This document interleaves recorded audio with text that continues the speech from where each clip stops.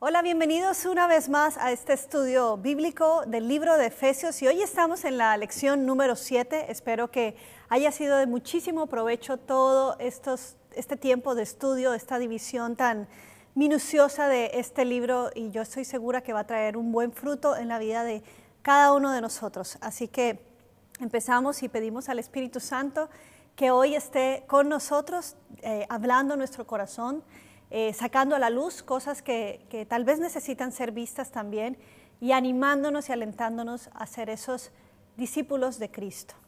Hoy vamos a ver cómo saber si realmente tenemos los rasgos de Jesús en nuestra vida. Si decimos que somos hijos de Dios, si nos hemos convertido a una fe, si somos discípulos de Cristo, esto se tiene que notar. De alguna manera tenemos que tener esos rasgos de Jesús en nuestra vida. Es como cuando uno tiene un hijo natural. Por supuesto, cuando nacen uno empieza a ver qué cosas tiene del papá, qué cosas tiene de la mamá o de su familia. Y así uno puede saber, wow, hasta aún en gestos, gustos de las personas, ahí se ve que trae un ADN muy específico de cada uno de sus progenitores. Recuerdo que cuando mi hija Victoria nació, por más que yo buscaba algún parecido a mí, no se lo encontraba. Era exactamente a su padre, desde el pelo, las uñas, la forma de los dedos, todo. Mi mamá decía, no, mija, usted no hizo nada allí.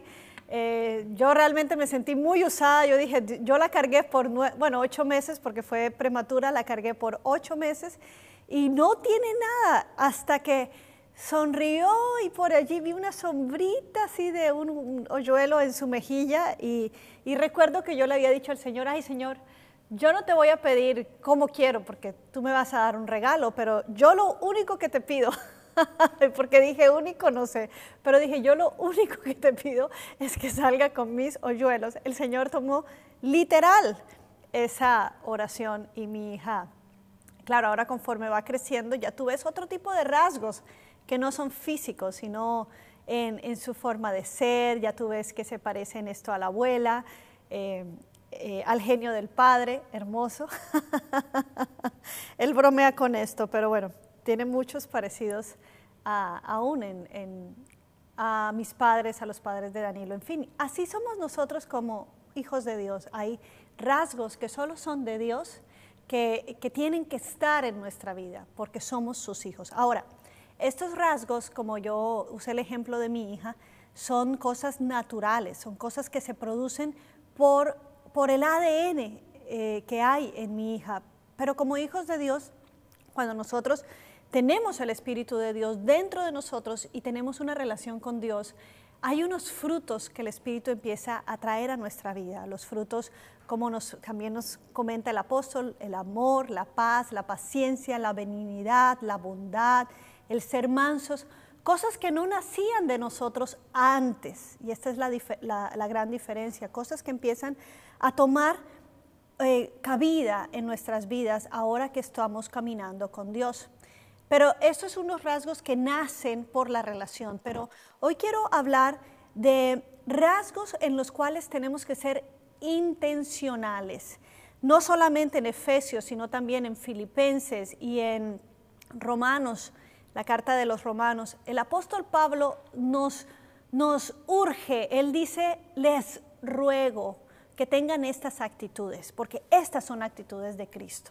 De alguna manera nos está diciendo que tenemos que ser intencionales en perseguir estos rasgos de Jesús en nuestra vida. Y es importante que los tengamos bien claros para que no perdamos el norte, porque podemos abrazar un montón de doctrina cristiana, como hemos abrazado en el capítulo 1, 2 y 3, pero justo hoy estamos entrando en el capítulo 4 y vamos a entrar en cómo vivir y cómo aplicar la doctrina cristiana y cómo hacer la práctica. Entonces quiero hablarte hoy de 4 rasgos de Jesús, 4 características de Jesús en nuestra vida. Y por eso vamos a empezar a leer lo que nos compete el día de hoy en Efesios capítulo 4. Y quiero empezar con el verso número 1. Dice el apóstol, por eso yo, que estoy preso por la causa del Señor, les ruego que vivan de una manera digna del llamamiento que han recibido. Número 1, el apóstol se pone como ejemplo. No crean que yo estoy aquí en la cárcel porque no soy intencional en lo que he sido llamado. No crean que yo estoy padeciendo estos sufrimientos porque porque vale la pena que yo esté padeciendo esto. No es lo más cómodo. Yo pudiera estar haciendo otras cosas, pero él que ha decidido abrazar este camino y sufrir y dar su vida, él de alguna manera nos está diciendo, si yo que estoy preso, yo te ruego, te demando, te animo a que tú vivas de una manera digna al llamado que has recibido. No a todos nos toca padecer de la misma manera, pero el apóstol Pablo tuvo un camino muy difícil por ser un pionero, por ser un apóstol, pero no nos olvidemos que en el día de hoy hay muchos hermanos que en la fe que están padeciendo y esto lo logran hacer solo por una obra del Espíritu en la vida de ellos. Solamente por eso, porque no es fácil dar su vida o salir de la comodidad por el Evangelio o por causa de Cristo. Entonces él está diciendo, caramba, o sea, ya que yo estoy preso, por favor, dejen en bien el nombre del Evangelio. Hace unos domingos, cuando celebrábamos el domingo de Pentecostés, decidimos en nuestra casa ver la serie de Bible y escoger específicamente el episodio en donde el Espíritu Santo llena de poder a los discípulos. Y la primera cosa que hace el Espíritu Santo cuando nos llena es que nos da el valor y el poder para ser testigos.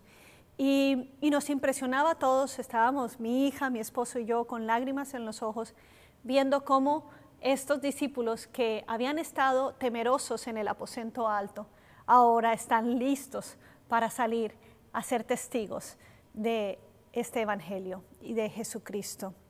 Y cómo nos hacía pensar todos esos latigazos, todos esos encarcelamientos, el envenenamiento que se dice que sufrió Juan, la crucifixión de Pedro, como que de alguna manera nos hizo pensar, es que tenemos un gran legado que fue entregado por sangre, no solamente de nuestro amado Señor, sino también de tantos mártires, tantos hombres y mujeres valientes que salieron adelante a proclamar este Evangelio. Entonces tenemos una gran responsabilidad y ética.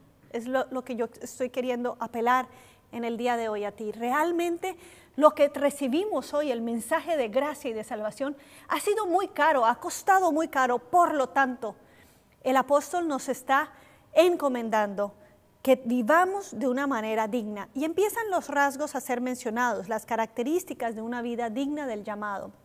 Y el primero que vamos a mencionar hoy es ser siempre humildes y amables. Sigue diciendo el apóstol en el versículo 2, siempre humildes y amables. Y luego dice pacientes, tolerantes unos con otros en amor. Y quiero detenerme en este primer punto de la humildad y la amabilidad o la mansedumbre, que muchas veces es mal interpretada por ser débiles, por ser mensos y confundimos qué tanto debo yo esperar, aguantar y no entendemos el concepto realmente de humildad y de mansedumbre. Y no es nada fácil. De hecho, se dice que la humildad es la madre de todas las virtudes, porque como dice Filipenses 2, en el verso 3 y 4 nos dice, no hagan nada por egoísmo o por vanidad, más bien con humildad consideren a los demás como superiores a ustedes mismos. Cada uno debe velar no solo por sus propios intereses, sino también por los intereses de los demás. No es natural ser humildes, es natural ser egoístas, es natural velar por mis intereses, pero una característica de Jesús en nuestra vida es esa humildad. Dice que la humildad te pone en perspectiva, porque te hace ver quién es Dios y lo que Él puede hacer en tu vida. Solo si tú eres humilde, tú puedes ver tu condición y puedes entonces reconocer tu necesidad de Dios. La humildad también te hace mantenerte en armonía y en amor con los demás. Una persona humilde se alimenta de la estima de Dios. Recibe el amor incondicional de Dios y acepta su valía intrínseca como hijo o hija de Dios. Solo una persona humilde puede aceptar esto de parte de Dios. Andrew Murray, un gran teólogo del siglo XIX, dijo con respecto a la humildad lo siguiente, y quiero que tú lo leas conmigo porque vale la pena que este concepto quede claro en ti. Andrew Murray dice, la humildad es la quietud perfecta del corazón. La quietud perfecta del corazón es estar tranquilo cuando nadie me alaba o cuando me acusan o cuando me excluyen. Es tener un hogar en el Señor en donde yo puedo acudir, cerrar la puerta y arrodillarme ante mi Padre en secreto y estar en paz, aun cuando todo lo demás está en problemas. ¡Qué belleza! ¡Qué fortaleza! Entonces, es tener la humildad, porque es saber de alguna manera que toda mi fuente depende del Señor y de lo que Él dice de mí, y entonces puedo por eso estar en armonía y no demandar de los demás una valía, un elogio, una aceptación. Es necesario, es bueno recibirlo, por supuesto, no estoy diciendo que no lo debamos recibir, pero en el caso que no lo hagamos, nuestra paz interior está, por esa actitud que abrazamos de humildad, nuestra paz interior está en el corazón, en el hogar que hemos hecho en Dios. Qué tremendo esto.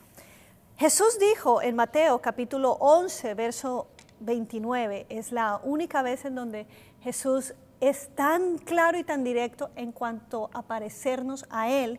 Él dice a sus discípulos, carguen con mi yugo y aprendan de mí, pues soy apacible y humilde de corazón, y entonces encontrarán descanso para su alma. Jesús nos modeló que siendo el Hijo de Dios, teniendo el poder para hacer lo que quería, Él entregó toda su autonomía, todo lo que Él es, sabía que Él es, lo entregó a Dios. Por lo tanto, cuando las personas querían hacer de Él un títere o azuzarlo para que saliera de sus casillas, Él siempre pudo mantener una actitud apacible y mansa, porque Él sabía a quién Él se debía y Él sabía cuál debía ser su actitud frente a los demás o al ataque precisamente de los demás. No es fácil. De hecho, la humildad es una actitud que es nueva. No es una virtud antigua, es una virtud que Jesús mismo estableció. O sea que estamos hablando que es del siglo I, pero desde el Imperio Romano, ser humilde era una señal de debilidad, porque lo que más velaba el Imperio Romano y trayendo esa influencia también del griego, lo que más ellos anhelaban era el amor a la honra, el amor al reconocimiento. Ellos podían morir por una deshonra. Era muy importante que los hijos fueran a batallas militares y tuvieran condecoraciones y murieran aún dar la vida por su patria, porque todo esto traía honra a la familia. Por lo tanto, cuando Jesús le enseña a los judíos y también su mensaje se esparce luego a los gentiles, no crean que se recibía, ay, qué lindo ser humilde, más bien era algo que se veía mal. Pero Jesús cambia la historia al traer una nueva virtud y decir, sean mansos y humildes. Si un soldado romano te exige ir una milla, que es la ley de ellos, su ley romana, tú sabes que con la humildad, con esa actitud mansa, tú le ofreces, le regalas la segunda milla. Por lo tanto, aunque se ve débil, realmente es más fuerte el que ante la humillación, que humillación no es bajarse por voluntad propia, sino cuando alguien te pone el pie encima. Ante esa humillación, precisamente al ser tú humilde y manso, vences al que te está humillando, al darle esa milla extra. Y en ese sentido, el perdón es un gran ejemplo de tener uno humildad, de poder uno poder decirle, sabes que a la persona que te ha ofendido, yo te regalo algo más, porque hay algo más grande adentro del que es humilde, que puede cubrir la falta, cubrir la demanda, cubrir la humillación. Y eso solo lo puede proveer Dios. Y Jesús, vaya que nos mostró. El profeta Isaías nos dice en el capítulo 63 que cuando este siervo sufriente, cuando este Cordero de Dios, siendo poderoso, siendo el creador de los cielos y de la tierra, guardó silencio. Cuando fue abofeteado, cuando fue insultado, cuando aún le dijeron, hijo del diablo, él no se salió de sus casillas y les dio conforme a su necedad, sino que él, como dice los proverbios, corrigió con bien el mal. Él guardó silencio en algunas ocasiones porque sabía cuál era su destino, y en otras él contestó con la verdad, sin esta emoción o salirse de casillas y mostrar una actitud completamente humilde. La segunda característica o el segundo rasgo de Jesús que tiene que estar en nosotros, aparte de la humildad y la mansedumbre, es ser pacientes. La paciencia. Tal vez ya ahorita algunos están mirando el reloj, ¿cuándo irá a acabar? Hoy en día el tiempo es un tesoro, un recurso muy, muy valioso porque se nos va muy rápido, pero no estamos hablando de la paciencia en cuanto al tiempo como tal, sino al esperar ver lo que queremos ver en nosotros mismos y en los demás. Muchas veces no somos pacientes con nosotros mismos y menos podemos dar paciencia a los demás. Por eso es difícil algunos procesos en algunas situaciones porque requieren un tiempo de espera y siempre estamos buscando la salida rápida. Nuestro sistema económico no está hecho para que esperemos. Tú puedes comprar las cosas ya y después pagar, claro, con la consecuencia de altos intereses. Nada está, no es cómodo la espera, el ver que las cosas se den en nuestra vida a través de la paciencia. Es difícil, pero es una característica, un rasgo que tenemos que darnos a nosotros mismos y confiar que Dios está obrando. Algo que puedo ver en Jesús como una muestra de paciencia. Le preguntaba a mi esposo justo esto, ¿cómo puedo yo ver un rasgo de paciencia en Jesús? Bueno, en Dios lo vemos, Él dice en varias partes en el Antiguo Testamento, wow, si no fuera paciente este pueblo ya yo los hubiera acabado, exterminado. Pero ya cuando Jesús caminó entre nosotros como ser humano y vemos cómo Él fue paciente, está en el libro de Mateo, en el capítulo 17, el versículo 15 al 17, nos habla de un hombre que llega donde el Señor, el padre de un hijo, y se arrodilla delante del Señor y le dice, Señor, ten compasión de mi hijo porque le dan ataques y sufre terriblemente. Muchas veces cae en el fuego o en el agua. Y lo traje a tus discípulos, pero ellos no pudieron hacer nada por él. Y Jesús dice, ay, generación incrédula y perversa, ¿hasta cuándo tendré que estar con ustedes? ¿Hasta cuándo tendré que soportarlos? Tráiganme acá al muchacho. Y orando por él, el demonio es expulsado. Después los discípulos le dicen, Señor, ¿por qué nosotros no pudimos?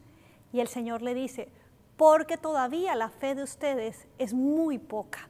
Y entonces les da el ánimo y les dice, miren, la fe es como un grano de mostaza, como una semilla de mostaza, que siendo la semilla más pequeña, viene a ser en el huerto, viene a ser la hortaliza más grande de todas.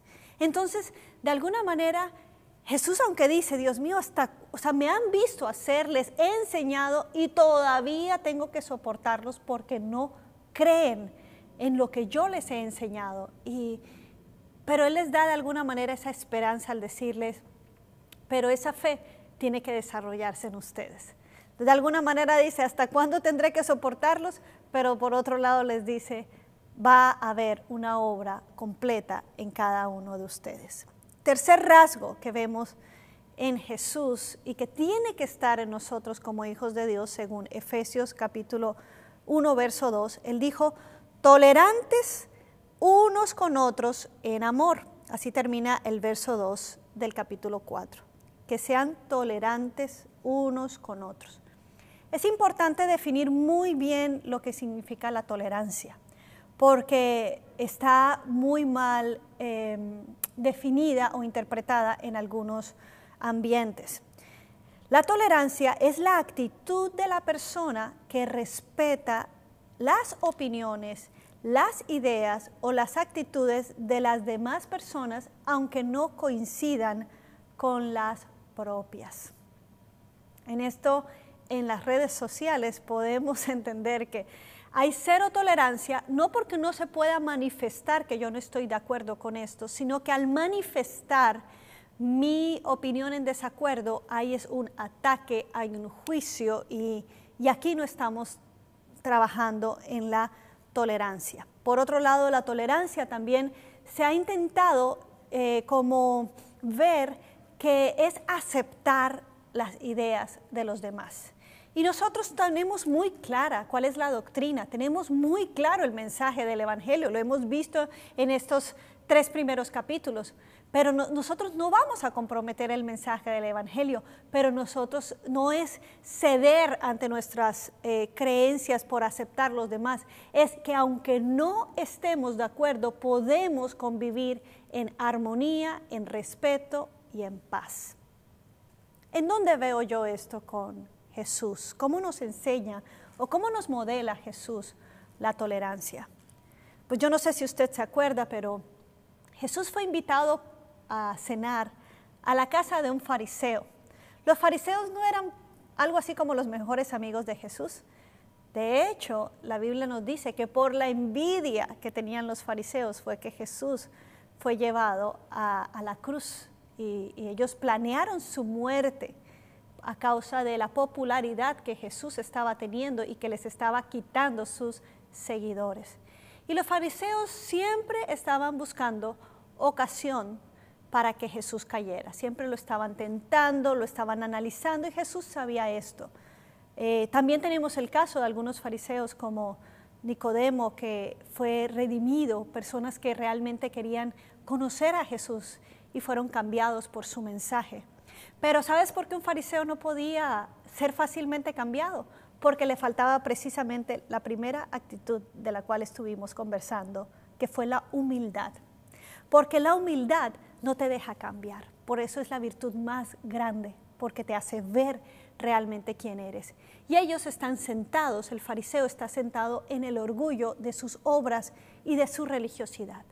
Sin embargo, Jesús acepta la invitación de ir a cenar a la casa de Simón el fariseo. Y cuando está allí, entra una mujer de muy mala reputación, pero sintiéndose perdonada por su Señor y en respuesta al perdón y a la libertad que había experimentado con Dios, es cuando esta mujer quiebra un perfume de alabastro y lo tira a los pies de Jesús y con sus lágrimas limpia y enjuga sus cabellos. Y Jesús está allí en esa cena presenciando las conversaciones de los fariseos, presenciando, tal vez comiendo ya de la comida que le habían ofrecido. Pero cuando este Simón hace un comentario de si fuera realmente el Hijo de Dios, él sabría quién es la mujer que le está haciendo eso. Vemos cómo Jesús habla al corazón de este hombre y le dice: Simón, tú, desde que yo llegué a esta casa, tú no tuviste el detalle de hacer lo que se hace con las personas cuando uno realmente quiere agasajarlas, y es por lo menos lavar mis pies, como era la costumbre. Pero esta mujer no ha dejado de enjugarme mis pies y lavar mis pies con sus lágrimas y sus cabellos. Tampoco, Simón, me diste el beso que se le da a una persona cuando es considerada de alta estima, pero esta mujer no ha dejado tampoco de besarme. Entonces, de alguna manera, Jesús confronta esta actitud de este fariseo a la luz de lo que estaba haciendo esta mujer. Pero sin embargo, Jesús no era uno que decía, no, yo no puedo estar aquí, no, yo no puedo ir. De hecho, él podía ir a la casa aún de los, como le decían, él anda con borrachos y en glotonerías y con personas de muy mala fama. Pero era porque Jesús no estaba con ellos aceptando su estilo de vida, sino que él sabía que él era el que con amor y con esta virtud tan tremenda que es el poder tolerar a los otros para poder enviar un mensaje y llegar a su corazón, tiene más ganancia. Muchas veces nosotros nos tomamos la actitud de apartarnos y por eso es que hay tanta división aún dentro del cuerpo de Cristo, porque todos pensamos diferentes, todos tenemos opiniones diferentes, todos vivimos estilos de vida diferentes y no pensamos igual. Pero una de las actitudes que tenemos que abrazar también es el ser tolerantes, es el respetar, el mantener la paz con otras personas, pero de alguna manera cuando yo tenga que manifestar mi opinión, la manifiesto, pero hay un vínculo mayor que yo quiero preservar y es el de las relaciones. ¿Cuántas guerras ideológicas no hemos tenido en el mundo? Muchísimas. Por precisamente falta de tolerancia en dos bandos también. Tenemos que tener esta gracia del Espíritu Santo porque no es fácil, pero tenemos que abrazar esto. Y la cuarta actitud que va de la mano con lo que estoy diciendo es mantener la unidad.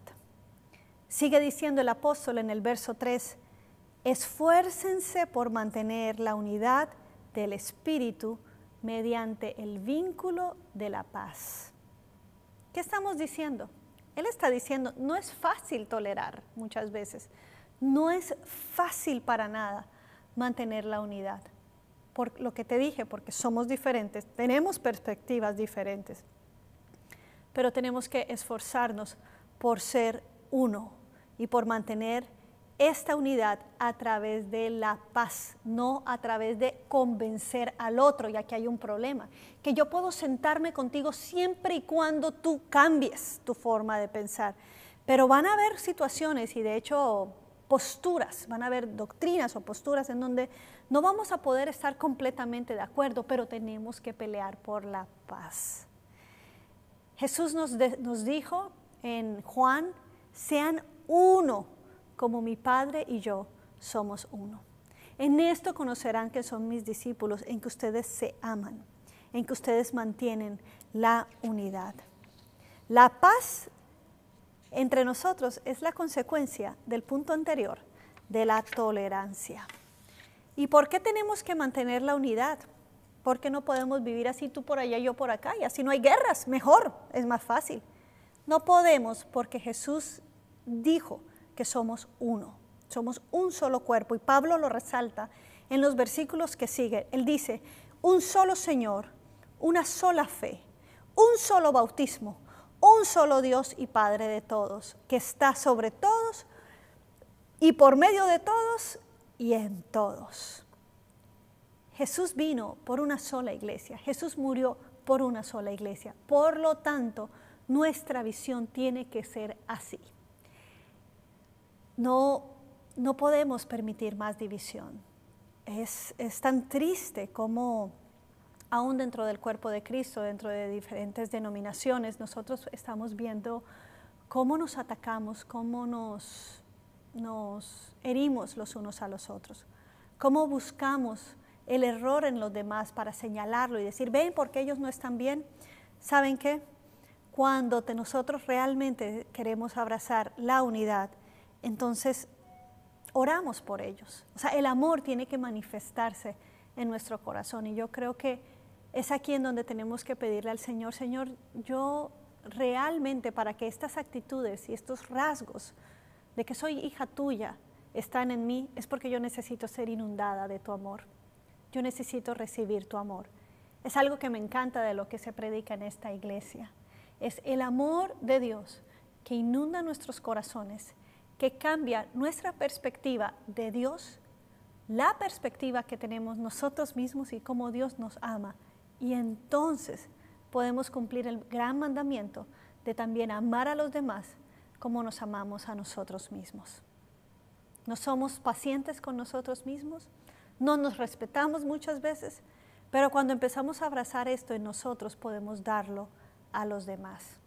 El apóstol Pablo también apela a que somos un solo cuerpo y el cuerpo no pelea contra él mismo. Si un miembro del cuerpo se ve afectado, entonces todo el cuerpo sufre, ¿o no? O sea, el sentimiento de que te duela un dedo, tú no puedes ignorarlo y mantenerte como, ok, me voy a quitar este dolor quitándome el dedo. No es así de fácil, sino que ese pequeño miembro que está sufriendo, todo el cuerpo se esfuerza en cómo sanarlo, en cómo recuperarlo, en cómo traer otra vez la sanidad a este miembro pequeño. Así nosotros tenemos que cuidarnos y amarnos. Que seamos nosotros un modelo, un ejemplo de unidad para los demás. Y en esto entonces el mundo conocerá que somos los discípulos de Dios, en que nos amamos los unos a los otros.